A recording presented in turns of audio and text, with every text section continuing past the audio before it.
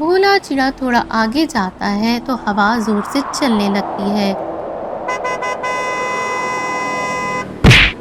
तभी पुकारा और तुम चले आए। गुड्डी चिड़िया की आत्मा ने रानी चिड़िया को भी मार दिया था। रानी चिड़िया की मौत के बाद भोला चिड़ा बहुत दुखी और अकेला हो जाता है। पुलिस तहकीकात के लिए पहुंच जाती है। अनाथ आश्रम से अचानक तो बच्चे गायब हो जाते हैं।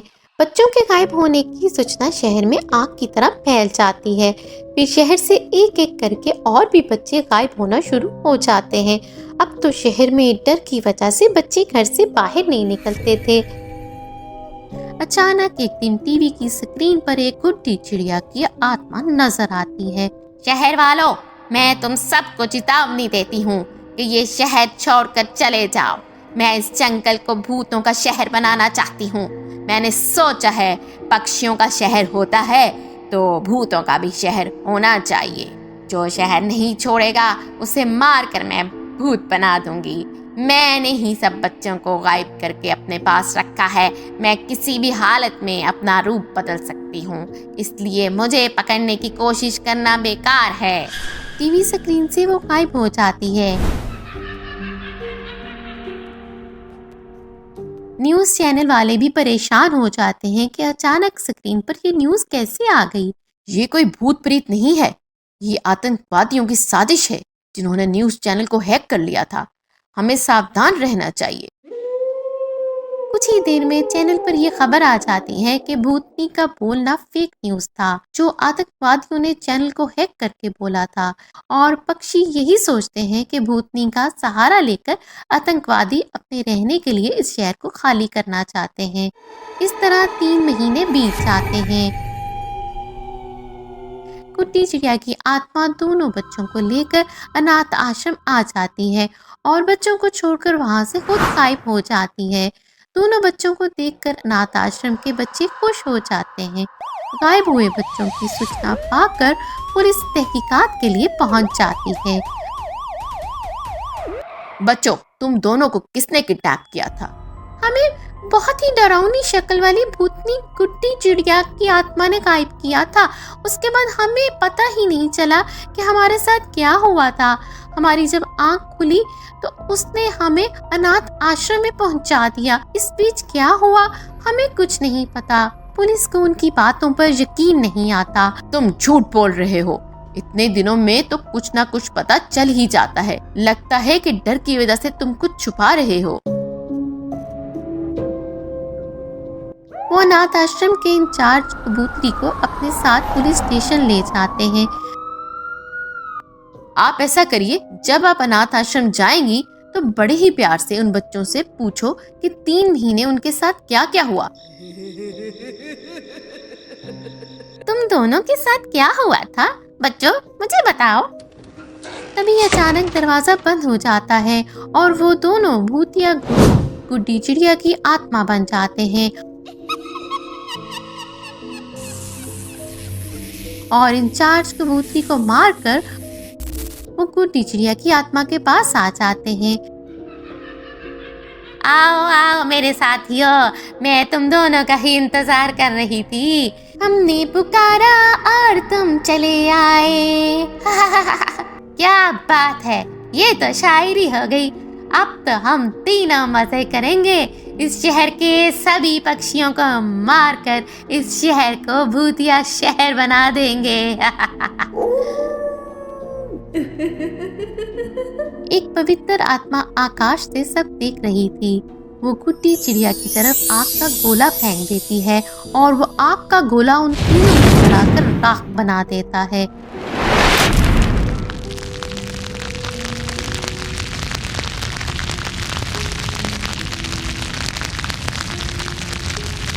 गुड्डी चिड़िया की आत्मा ने रानी चिड़िया को भी मार दिया था।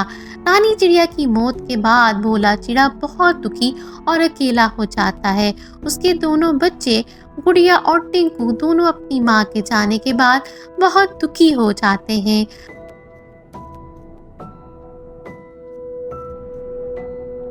इस तरह तो मेरे दोनों बच्चे पागल हो जाएंगे, अंदर ही अंदर उनका दम घुट जाएगा। मुझे कुछ भी करके इन्हें इन सब से बाहर निकालना होगा, नहीं तो ये अपनी जिंदगी में आगे नहीं बढ़ पाएंगे। बच्चों, कल हम जंगल की सैर को जाएंगे। बड़े दिन हुए हम घर से बाहर नहीं निकले। बच्चे खुश होकर बोले, ठीक है डैडी, कल हम सैर को जाएंगे। भोला चिड़ा और उसके बच्चे गाड़ी में सैर के लिए निकलते हैं। भोले चिड़ा को उसका दोस्त चिंटू कबूतर की वीडियो कॉल आती है। अरे दोस्त, कैसे हो? मैं बच्चों के साथ जंगल की सैर के लिए निकला हूँ। ओह अच्छा अच्छा, इस तरह इनका मन भी बहल जाएगा। बहुत देर हो रही थी तो मैंने ये छोटा रास्ता चुन लिया। अरे ये रास्ता तो वो है। यार तेरा दिमाग तो ठीक है क्या? तुमको अपनी जान प्यारी नहीं है? अरे यार, ये कौन सा रास्ता ले लिया तुमने? क्यों, क्या हुआ? ये रास्ता जरा छोटा था तो मैं इस रास्ते से आ गया। यहाँ एक भूतिया गुड़िया चिड़िया की आत्मा भटकती रहती है। क्या यार, तू भी ये सब कौन मानता है आजकल के जमाने में? चलो ऐसा ही हो, मेरी बातें गलत ही हों। भाई वैसे संभल कर जाना प्लीज।